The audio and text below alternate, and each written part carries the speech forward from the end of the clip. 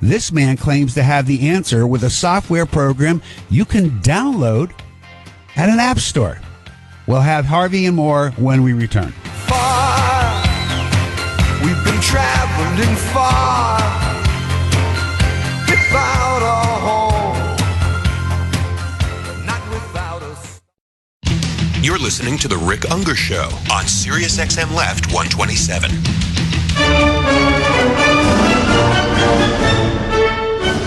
So, Harvey Boulter is the chairman of Seecrypt Group, Inc. Now, on a personal level, as I understand it, Harvey is not at all happy about what he has learned courtesy of Edward Snowden. Yet at the same time, the disclosure of NSA snooping on millions of Americans by collecting data on their phone calls may be the greatest thing ever to happen to Harvey's business. Why? Because Harvey's in the business of a private encrypted telephone network that runs on your smartphone, and it's as simple as downloading an app from the App Store. Harvey's got himself a software program where you can beat the NSA at his own game, or so he says. Has Harvey really found the cure for the NSA bug? Let's ask him. Harvey, you there? Rick, how are you? I'm very well indeed. How are you? I am very good, sir. Happy 4th of July to you. Happy 4th of July to you and your audience as well. Thanks so much. So listen, I downloaded your program yesterday. It's pretty cool. Why don't we start by you spending a moment or two explaining your system. Tell us what it can do to frustrate those who would like to listen in on our phone calls. So very simply, it's an app. It's available in the Google Play Store, the iTunes Store. You download it to either device, an Apple or an Android device, and it enables any two people with the app to make a call that has military-grade security. It's an extremely strong encryption tool to make that call absolutely secure between those two devices. And every single call you make, you get a new encrypted key. Every single message you make, you get a new encrypted key for every single message. So you can be anywhere around the world, Rick, and you could make a call, say, from the United States to South Korea, picking a random country, and that call is secure end to end. Well, there's an obvious question that pops into one's mind, and I played with it yesterday. I put it on, I put my wife's on, and yeah, we did it. My question is the obvious one, though. So you say that the encryption program is just about as strong as it can get, but honestly, do you really think that your encryption program is so good that the NSA can't bust through it? Well, here's the thing. Encryption and securing a call through encryption techniques is all about a very large mathematical key.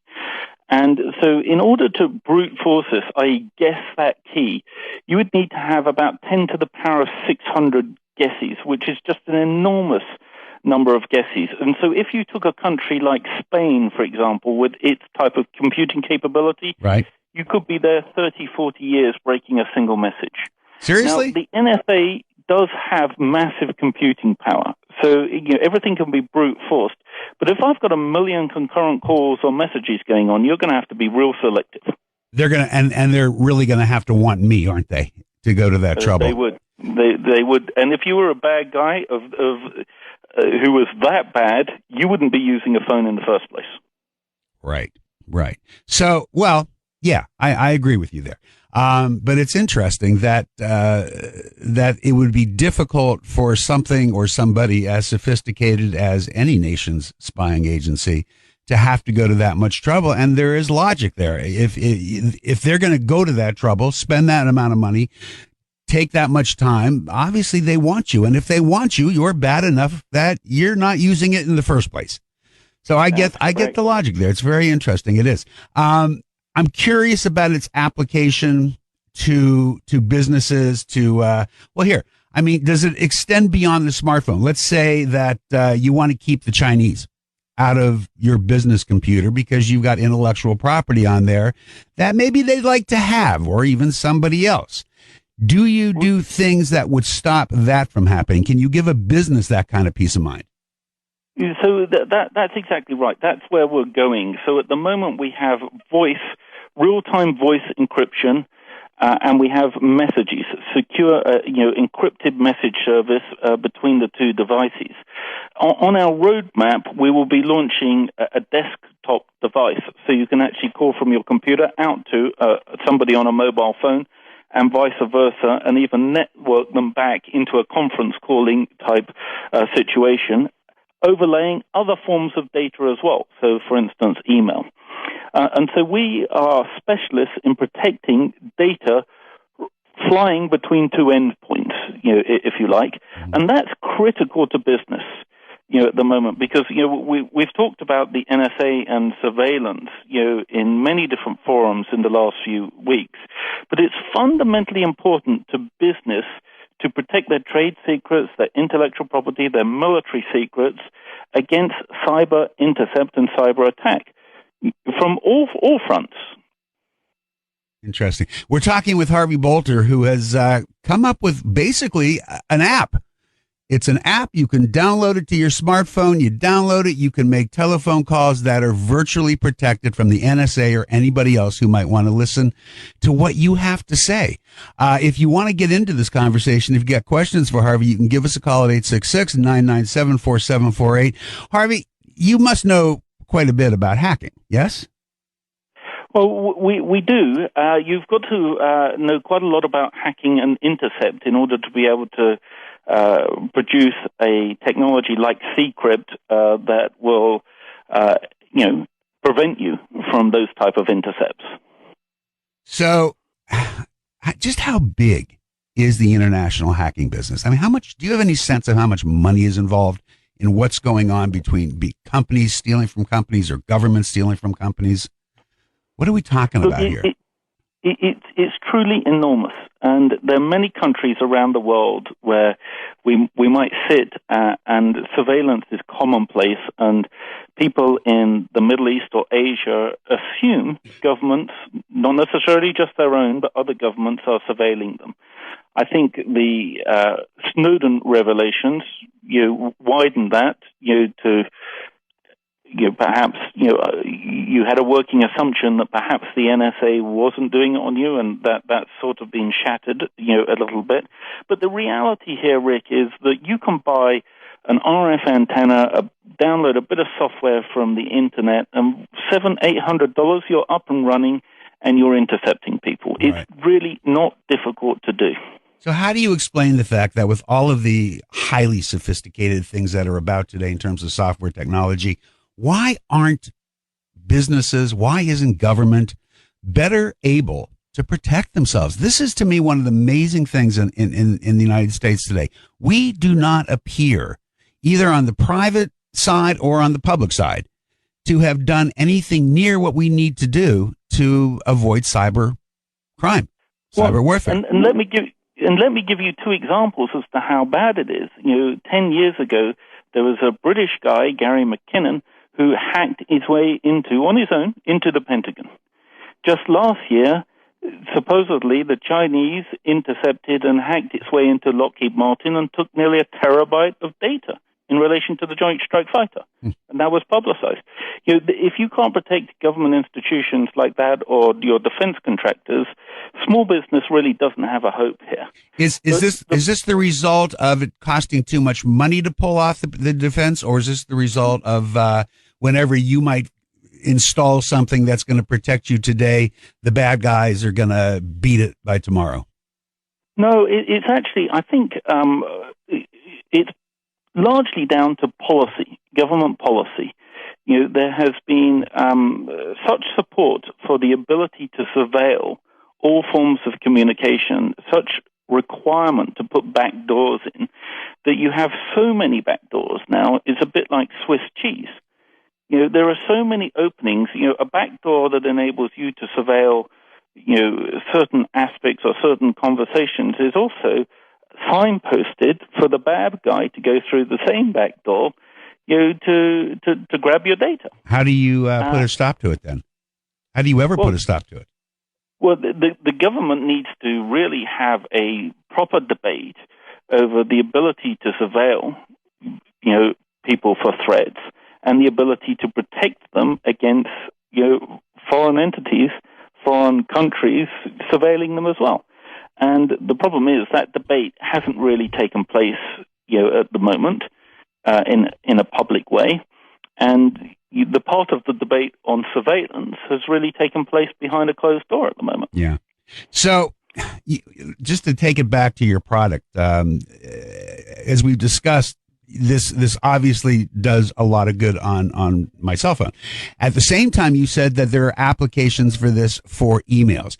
Do you have a product available that I can download and know that whenever I am writing an email, sending an email, nobody's able to get to it? So we do not at the moment. It is prototyped within our labs, which are all based down in South Africa at the moment. So we know how we're going to do it. Commercially, it will probably be available in 2 to 3 months' time, and then it will allow you end-to-end security over your email traffic. Does that include where it's sitting on a server somewhere, who knows where? Yes, absolutely. So ideally, you want to keep your own data with you. You don't want to sit it in a server somewhere in the middle, anywhere around the world. But to the extent it was sat on a third-party server, the beauty of our system is it's so encrypted, it would take them years and years and years to decipher it. Interesting. And every single email would have a different key. And this is even the case. The problem is exponentially large. This is even the case where it's sitting on a Google server in Virginia or whatever. Well, that's absolutely right. And that's the real issue at the moment. Particularly foreign corporations, overseas are wondering how badly their data has been compromised if it's sitting on a Google server. Mm-hmm. That's a concern. Exactly. So we're talking with Harvey Boulter, the man with a plan to rid you of the NSA blues.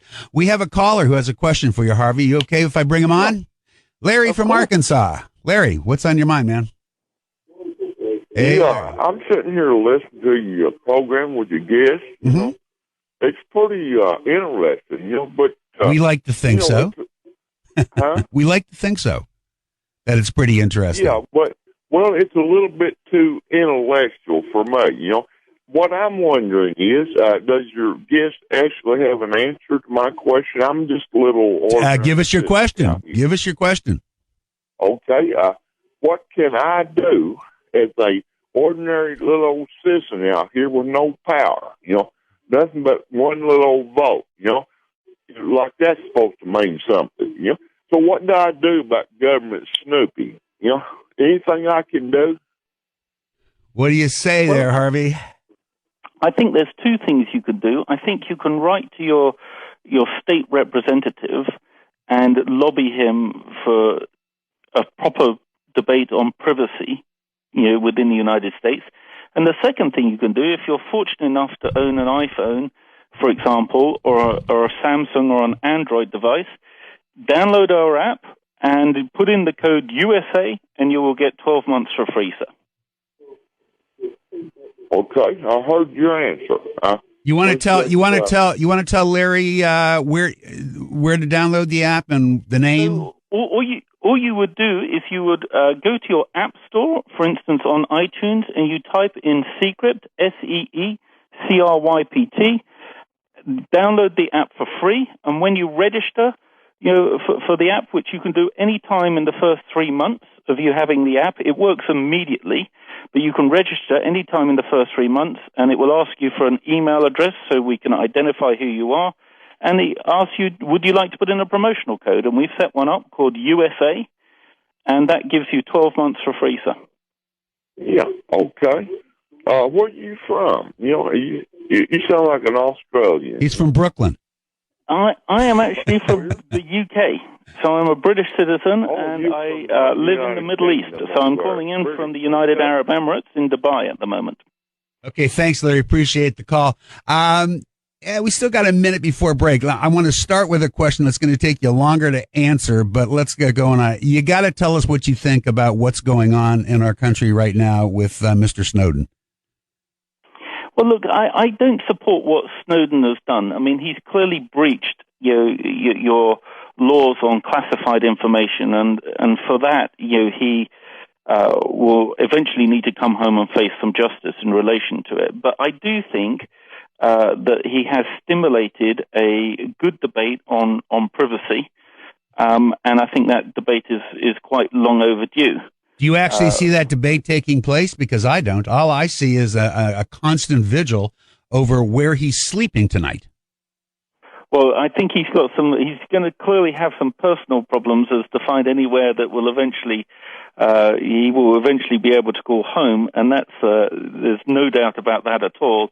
I suspect he might end up, taking the decision to come back to the United States and face the music.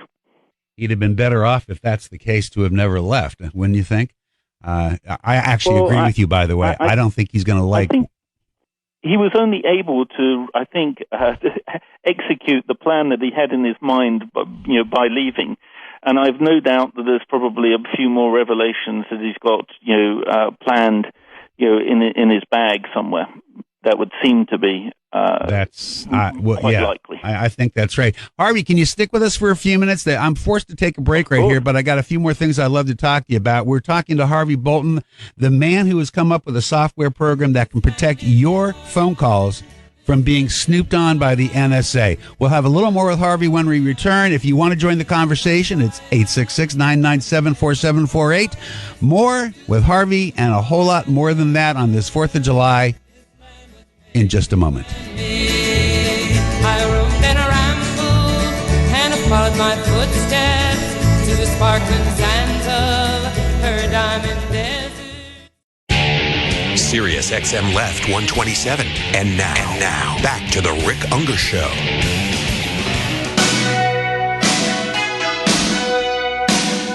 We continue this 4th of July morning with Harvey Boulter, chairman of Seecrypt Group Incorporated. This is a company that has come up with a simple, easy download.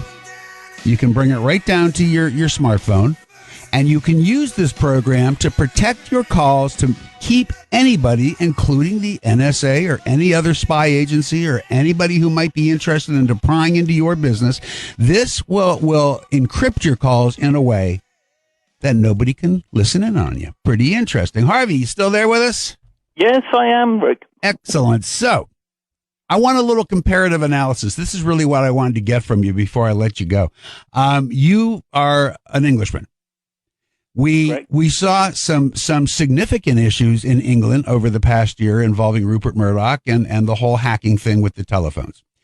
How would you compare the belief structure, if you will, the way people feel about this kind of, I call it semi-spying. I can't bring myself to call it spying on the American people, because I do recognize that while they're collecting all this metadata, it's not like somebody's sitting there pushing a button and listening to the words that we say, unless there's a reason. There's simply too many calls. But how would you compare the public's attitude towards this in the United States versus a country like England? Well, I think, Rick, we had obviously a very significant news event when the News of the World was caught. Indeed. Hacking, 3,000-4,000 people, real-time, conversations, their voicemail, and all sorts of other things. And that was a fairly explosive issue in the UK. And so I think the population in the UK have sort of seen the hacking scandal, if you like, and so are perhaps a bit more thick-skinned to it now, because that happened, with News Corporation, in the United Kingdom. In America, I don't think the concept of people being listened to has really been appreciated fully by the electorate. You think it's out of sight, out of mind? We kind of know that it must be going on, but we'd rather not think about it.